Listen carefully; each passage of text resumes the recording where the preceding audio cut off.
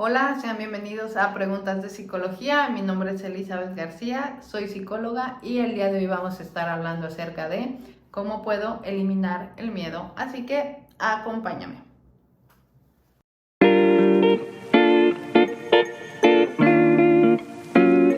¿Qué viene a tu mente cuando escuchas la palabra miedo? Bueno, en su uso más frecuente, el miedo se refiere al temor o a la preocupación de recibir algún daño o de sentir dolor. Generalmente, esto se refiere a una sensación dolorosa que produce sentimientos de nerviosismo, intranquilidad y angustia. Pero el miedo puede ser saludable, ya que puede hacer que una persona proceda con la debida precaución ante un peligro y de este modo evite algún desastre.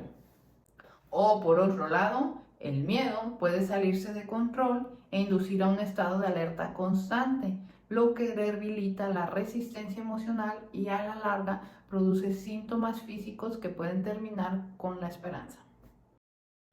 Pero, ¿qué pasa en nuestro cerebro cuando sentimos miedo? Bueno, como cualquier otra emoción, el miedo surge a través de un estímulo. Es decir, yo veo, escucho, incluso olfateo o siento algo que mi cuerpo detecta como una amenaza o un peligro. En ese momento se envía una señal a mi cerebro directamente a este pequeño puntito que se llama amígdala cerebral, que dicho sea de paso, se dice que tiene el tamaño de una nuez. Esta pequeña parte de nuestro cerebro es la encargada de controlar o producir el miedo.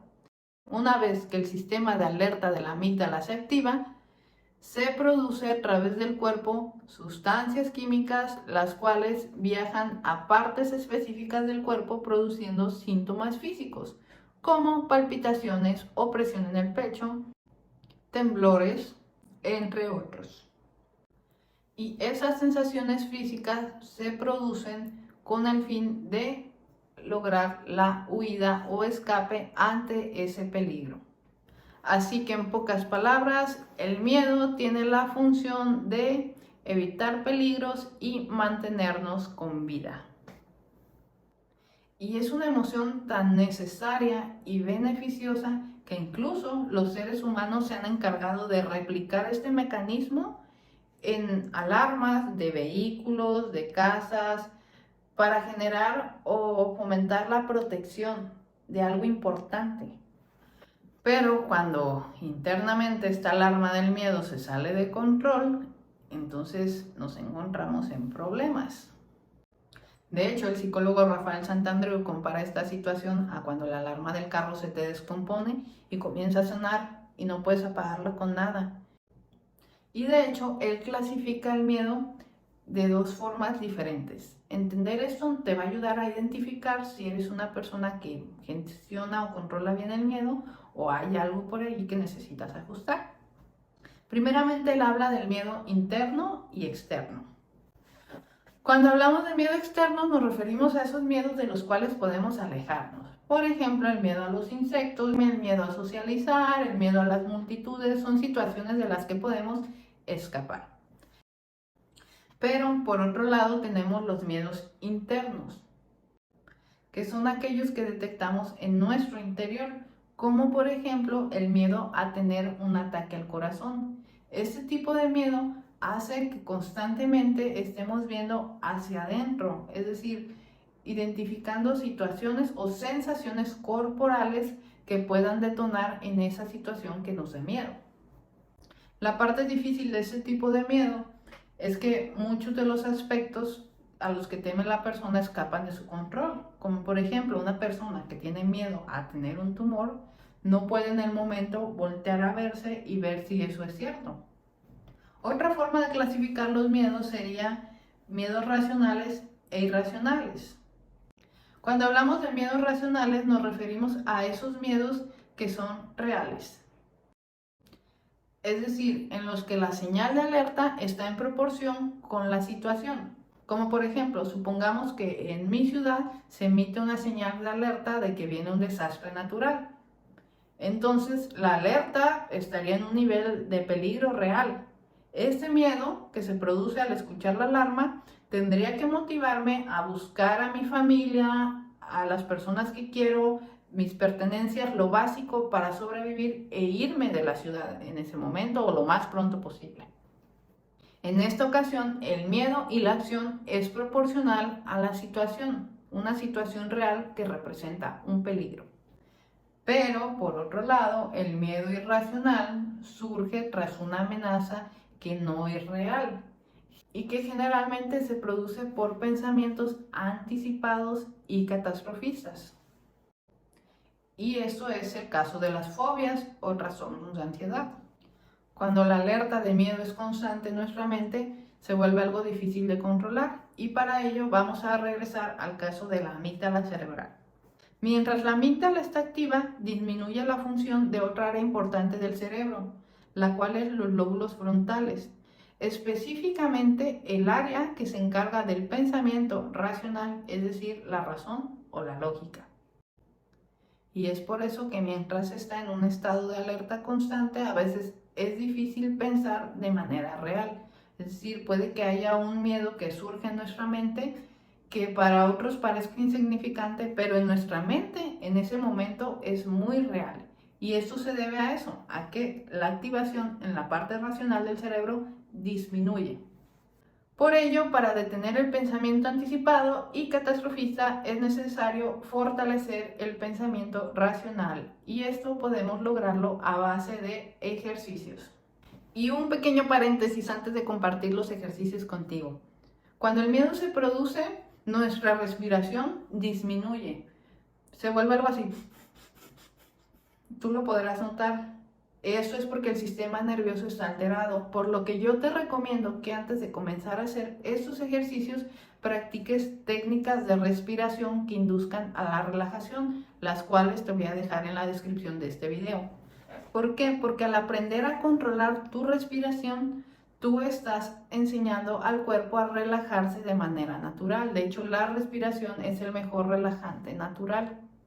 Cuando tú respiras de la manera adecuada, tu sistema nervioso comienza a disminuir los niveles de alerta.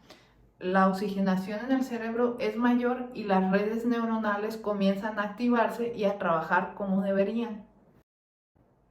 Una vez que hayas practicado esto, ahora sí, vamos al ejercicio. En este primer ejercicio vamos a tratar de identificar cuáles son esos miedos. Te voy a pedir que anotes, no solo lo pienses, anota, ya sea en tu libreta, en el celular, donde tú quieras, anota cuáles son tus miedos. Una vez que lo hayas hecho, enuméralos de menor a mayor. Ahora te voy a pedir que identifiques cuáles miedos son realistas y cuáles no. Es decir, cuáles sí están sucediendo en la realidad, cuáles representan un peligro y cuáles tienen que ver con pensamientos anticipados o imaginarios. Si te cuesta trabajo identificarlos, puedes pedir ayuda de alguien de confianza. Una vez que identifiques esos miedos, vamos a trabajar de menor a mayor. Vas a seguir el siguiente esquema que te voy a dejar aquí en este video y si no, puedes descargarlo de mi cuenta de Instagram. Vas a identificar los pensamientos que se producen cuando sientes este miedo. Por ejemplo, una persona que teme hablar en público puede que identifique estos pensamientos. No puedo hacerlo, siempre me sale todo mal. ¿Cómo podríamos cambiar esto por un pensamiento más racional? Pudiera ser algo como lo siguiente. Puede que en el momento requiera más práctica, pero si me sigo esforzando, poco a poco lograré hacerlo mejor. ¿Te parece más realista? Y es aquí donde tienes que aprender a dialogar con el miedo, porque en ese momento tu miedo te va a presentar 1001 razones de que tu forma de pensar es válida. Y es por eso que es importante que si no puedes, pidas la ayuda de los demás. Y aquí para finalizar me gustaría compartir un consejito para los amigos o familia de personas que están atravesando por una situación así. Y es el siguiente: no invalides la emoción de esa persona. Si esa persona está sintiendo miedo, evita decirle cosas como, ay, qué exagerado eres, ay, todo está en tu mente. No, en ese momento para la persona lo que está viviendo es real. Quizás tú lo ves desde afuera y lo ves desde otra perspectiva, pero en la de ella, la situación y el miedo es real. Por otro lado, evita caer en la sobreprotección, ya que de esta manera estarías aceptando la conducta y reforzándola. Aquí vamos a centrarnos en fortalecer el pensamiento racional. Aunque es algo que requiere paciencia, se puede lograr. Y puedes hacerlo de la siguiente manera. De forma empática y tranquila, pregúntale, ¿qué es lo que estás sintiendo en este momento? A ver, ¿cuáles son tus miedos ante esta situación? ¿Qué crees que podría ser lo peor que podría pasar? Una vez que la persona exprese ese miedo, traten de dialogar. Trata de presentarle o ayudarla a que ella misma presente argumentos sólidos que le ayuden a deshacer el miedo en ese momento. Y para entender mejor la idea, vamos a ejemplificarlo con un niño en su primer día de kinder. Imagínate que vas, dejas al niño y él se agarra llorando y tiene miedo y no quiere quedarse ahí porque no conoce a nadie, se aleja de la mamá por primera vez. Ok, su miedo es válido. ¿Qué hay que hacer? Intentar dialogar con el niño. Si yo voy y lo saco de la sala del kinder porque está llorando y me lo llevo a casa, estoy reforzando su conducta. No estoy trabajando el pensamiento racional. Por otro lado, si ignoro su miedo y lo dejo ahí, estoy invalidando su emoción. Entonces, ¿qué puedo hacer? Dialogar con él. A ver, ¿qué pasa? ¿Por qué lloras? ¿Por qué tienes miedo? Ah, ok, eso es lo que te preocupa. Mira, no, las cosas no van a ser así. ¿Qué te parece si hacemos esto? De esta manera le estás dando herramientas al niño para que él mismo pueda controlarse y trabajar su miedo. Así que, en resumen, el día de hoy aprendimos que el miedo tiene la función de ayudarnos a evitar peligros. Es esa alarma interna que nos ayuda a mantenernos con vida. A la vez, el miedo puede ser interno o externo, racional e irracional. Cuando nosotros aprendemos a identificarlo, podemos canalizarlo de una manera más adecuada y beneficiosa para nosotros mismos. A fin de trabajar con el miedo, tenemos que aprender a relajarnos, a respirar correctamente y a identificar esos pensamientos que activan la alarma de alerta en nuestro cuerpo.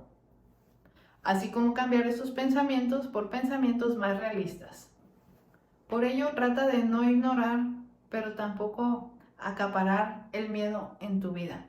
Un chico en las redes una vez dijo, yo aprendí a bailar con el miedo. Y de eso se trata. El miedo es una emoción que tiene una función en bienestar a nosotros mismos. Así que tenemos que aprender a escucharla, a valorarla, a sentirla, para que una vez que cumpla ese propósito, dejarla ir. Como conclusión, quédate con este proverbio de Salomón que dice, mejor es el ver de los ojos que el andar de un lugar a otro de la mente. Es decir, mejor es vivir tu realidad a estar anticipando de manera constante. Y así llegamos a la conclusión de este video. Ha sido un placer compartir esto con ustedes y nos vemos la siguiente semana para ver la siguiente emoción en la que vamos a hablar acerca de la ira.